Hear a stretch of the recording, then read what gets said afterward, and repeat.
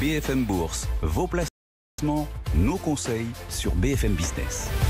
On continue de vous guider sur tous vos placements. Alors on parlait de l'investissement en bourse, là sur les marchés financiers. D'ailleurs on voit qu'il y a de plus en plus de boursicoteurs sur les marchés. Et puis des idées également pour vous permettre de piloter au mieux votre fiscalité. On est d'ailleurs peut-être en pleine fenêtre de tir pour tenter de réduire vos impôts et de défiscaliser. Philippe Gourdelier vient de nous rejoindre pour Patriméa. Bonjour Philippe. Bonjour Guillaume. Question de base. Peut-on, Philippe, réduire ses impôts même avec le prélèvement à la source ? Bah oui, pour tous ceux qui payent des impôts cette année et qui en ont payé l'année passée, on peut réduire ses impôts même avec le prélèvement à la source. Il ne faut pas croire que lorsque l'on paye ses impôts tous les mois et que l'on se dit bah voilà, ça y est, j'ai payé mes impôts, je ne vais pas pouvoir défiscaliser, eh bien c'est inexact.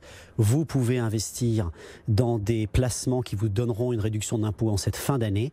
Et comment se matérialisera l'avantage fiscal ? Eh bien l'État vous remboursera la réduction d'impôts en août ou en septembre de l'année prochaine sous la forme d'un virement ou d'un chèque directement sur votre compte. Donc oui, le prélèvement à la source ne signifie pas la mort des placements à réduction fiscale. Et vous avez expliqué le process lorsqu'on souhaite défiscaliser avec le prélèvement à la source, comment tout cela nous sera crédité, voilà comment la réduction d'impôts nous reviendra. C'est intéressant et c'est toujours important pour convaincre les particuliers en effet que tout cela fonctionne, marche et qu'il y a un process qui les attend, qui peut les sécuriser dans ce type d'opération. Est-ce que d'ailleurs dans l'environnement actuel, Philippe, on doit encore plus défiscaliser? Est-ce que c'est une fenêtre? Est-ce qu'on est en pleine fenêtre de tir pour défiscaliser en ce moment? Alors, c'est vrai que l'environnement peut paraître délicat en se disant où est-ce qu'on va? Est-ce que je dois garder des liquidités? Mais plusieurs facteurs nous font dire que c'est intéressant toujours de défiscaliser. Lesquels? Le premier, c'est qu'on doit toujours payer son impôt. L'impôt est dû, vous avez des revenus, votre impôt, vous devez le payer. Ensuite, ce qu'on voit nous chez Patriméa, c'est que l'avantage fiscal, ça ne doit pas être le moteur. Ce qui vraiment est important, c'est que ça doit rester un placement. Et l'avantage fiscal est la cerise sur le gâteau. C'est-à-dire qu'on ne met pas en avant d'abord l'avantage fiscal, mais on investit. On choisit son placement pas pour l'avantage fiscal. Il doit venir comme une cerise sur le gâteau, mais il y a d'abord le gâteau. Voilà. Exactement. Bon. D'abord, on choisit bien, on regarde dans quoi on investit. Si on a un avantage fiscal, c'est tant mieux. D'accord. Ensuite, il ne faut pas oublier, et c'était le cas dans les années passées, c'est qu'on a une durée de blocage. Ça veut donc dire que l'argent est bloqué pendant à minima 5 ans en général, sauf par exemple peut-être sur le Girardin où le fonctionnement est un petit peu différent. Mais on a une durée de blocage, on ne peut pas toucher cet argent pendant un minima 5 ans, ce qui veut donc dire qu'on ne doit pas avoir besoin de cet argent dans les 5 ans à venir. Enfin, le market timing, on en parlait tout à l'heure, est-ce que les conditions de marché sont favorables pour aller dans des placements qui offrent des avantages fiscaux? Alors, nous, on pense que oui, parce que, par exemple, pour ceux qui investissent dans des FIP ou des FCPI, donc du capital risque, dans l'investissement de capital de PME, eh bien, à l'heure actuelle, il y a certainement des opportunités. Dans toute crise, il y a des opportunités. Et probablement que les valorisations des sociétés sont plus attractives ou plus intéressantes que les années passées, que l'année dernière ou il y a 2 ans. Et il ne faut pas oublier non plus de rappeler que les gérants ont 2 ans pour investir l'argent dans ces fonds, ce qui veut donc dire que cette année, l'année prochaine, ils vont avoir du temps pour sélectionner, pour investir dans les sociétés les plus intéressantes. Donc l'investissement, à l'heure actuelle, est peut-être plus propice que les années passées. D'autant qu'il y a eu un certain nombre de changements fiscaux cette année, justement, qui rendent l'investissement, le choix des placements défiscalisants encore plus naturel ou encore plus séduisant. Alors oui, Guillaume, si vous voulez, vous, par exemple, investir dans un FCPI ou dans un FIP pour réduire votre impôt, eh bien, on attendait depuis maintenant près de 2 ans un décret européen qui n'avait pas été appliqué. Il a été appliqué courant le mois d'août, ce qui signifie que, par exemple, l'investissement dans les FIP ou dans les FCPI de métropole passe de 18 à 25% du montant investi, donc de réduction d'impôt sur le revenu. Je mets 10 000 euros, j'ai 2 500 euros de réduction d'impôt qui me seront payés en septembre 2021. Par contre, les FIP Corse et les FIP DOM, donc investir dans le capital de sociétés qui sont localisées dans les départements d'outre-mer ou en Corse, passe de 38 à 30%. Idem pour les groupements forestiers. Donc un actif tangible, eh bien pour ceux qui sont en marché primaire, en création, eh bien on passe de 18 à 25%. Petit bémol, il faudra bien regarder dans les investissements dans lesquels vous placez votre argent qu'on est bien à 100%, c'est-à-dire, je m'explique, si vous investissez dans un FIP ou d'un FCPI qui n'investit pas à 100% dans le capital de PME, mais par exemple à 70%, eh bien ça sera uniquement la part des 70% qui auront cet avantage fiscal à 25%. Donc il faudra regarder, mais généralement, les fonds le précisent. D'accord, alors c'est intéressant, j'investis dans des forêts, donc la réduction d'impôt peut atteindre désormais 25%. Pareil dans les FIP et FCPI, c'est jusqu'à la fin de l'année ou c'est ad vitam aeternam là? Alors là, pour l'instant, la loi de finances nous dit que c'est jusqu'à la fin de l'année.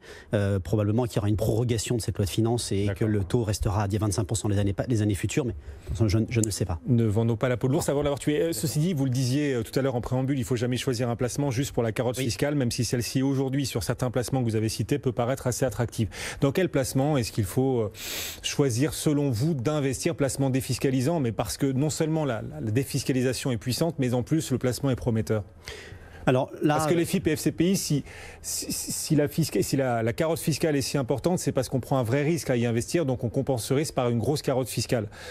Est-ce qu'il y a d'autres placements peut-être un peu moins risqués ou plus prometteurs qui offrent également une belle carotte fiscale pour les investisseurs? Alors il y en a, on en a listé 4 ou 5, la liste n'est pas exhaustive, mais parmi nous, chez Patrimia, on pense que ces 4-là peuvent être intéressants. Par exemple, le premier, ça peut être le PER, donc le plan d'épargne retraite.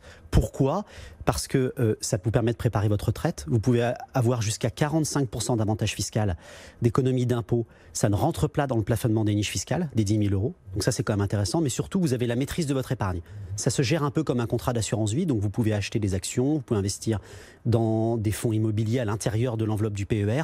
Donc vous gardez la maîtrise de votre épargne, de la gestion de cette épargne. Donc ça nous paraît intéressant, surtout en cette fin d'année. Ensuite, on a parlé des FIP et des FCPI. Alors on en a listé un qui nous paraît intéressant chez Patrimia, qui est le FCPI Dividende Plus de chez Vatel. Pourquoi ? Parce qu'il offre 25% d'avantage fiscal et il a une durée de vie de 6 ans.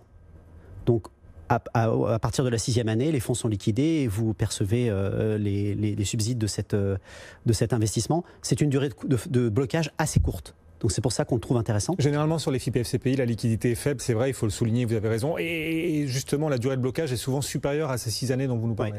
Généralement, par exemple, dans un FIP Corse, un FIP DOM ou un FIP en métropole, on est plutôt sur des durées de blocage à 7 ans, 8 ans, voire plus. D'accord. Ensuite, on parle des groupements forestiers. Alors les groupements forestiers, l'avantage c'est que ça plaît généralement aux épargnants français parce que c'est un actif tangible. C'est un carton, hein. Il y a quoi? Plus de 3 millions, c'est fou. Hein. Il y a plus de 3 millions de détenteurs de parts de forêt en France. Exactement. À travers les groupements fonciers forestiers, pas que, mais aussi à travers ces GFF. Voilà, exactement. Pourquoi ? Parce que ça attire, parce que c'est un actif tangible, c'est quelque chose de clair, on le comprend, on se dit j'achète une part d'une société qui détient de la forêt. Et on enracine son patrimoine. Voilà.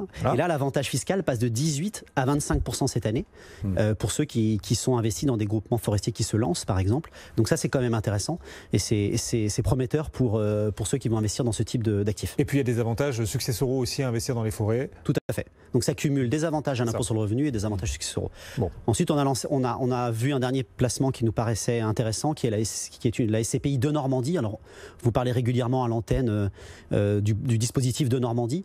Eh bien, il existe des SCPI sur ce dispositif fiscal. On en a noté une, nous, chez Patrimia, qui est la SCPI Kianéos de Normandie. Alors, pourquoi on la trouve intéressante ? Parce que c'est une SCPI montée comme une SCPI de rendement. Donc l'objectif attendu, c'est 4% de rendement, ce qui est quand même très correct. Et en plus, on a un avantage fiscal qui est de l'ordre de 18% du montant investi, étalé sur 9 années. Donc ça fait 2% par an, en plus du rendement qui est de 4% attendu. Donc ça nous paraît intéressant, parce qu'on n'est pas sur une SCPI où on risque de surpayer les biens, où on risque d'avoir 1 ou 2% de rendement.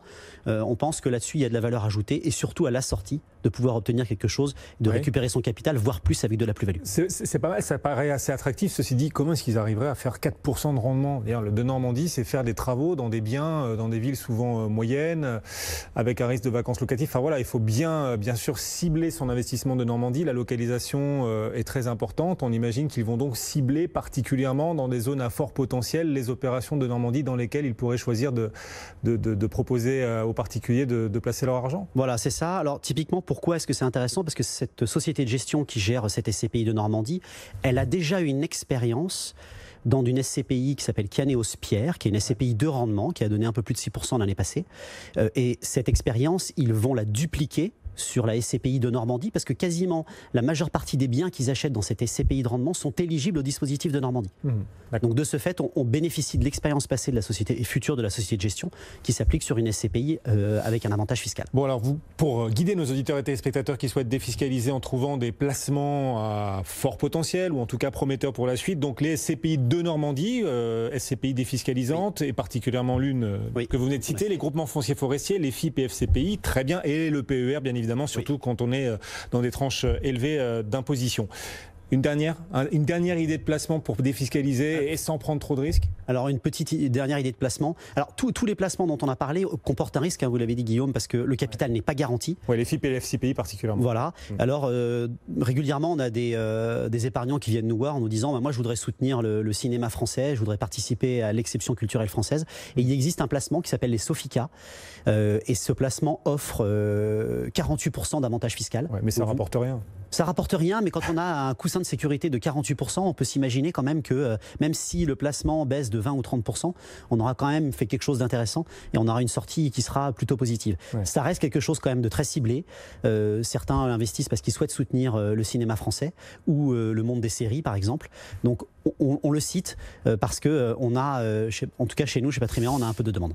Merci beaucoup. Philippe Gourdelier pour Patriméa nous accompagne. Tout à l'heure, vous reviendrez d'ailleurs pour le club à partir de 17h parler de placement. D'ailleurs, dans les entreprises non cotées avec ce nouveau placement proposé par BPI France, d'ailleurs, vous nous direz si ça vaut le coup d'y investir. Les frais sont assez élevés. Je crois que c'est 4% annuel quand même, c'est pas rien. Mais bon. On a des frais de 4%. Après, il faut voir ce qu'il y a à l'intérieur des frais. Mais on en parlera. Exactement. Rendez-vous à 17h tout à l'heure. Donc, dans un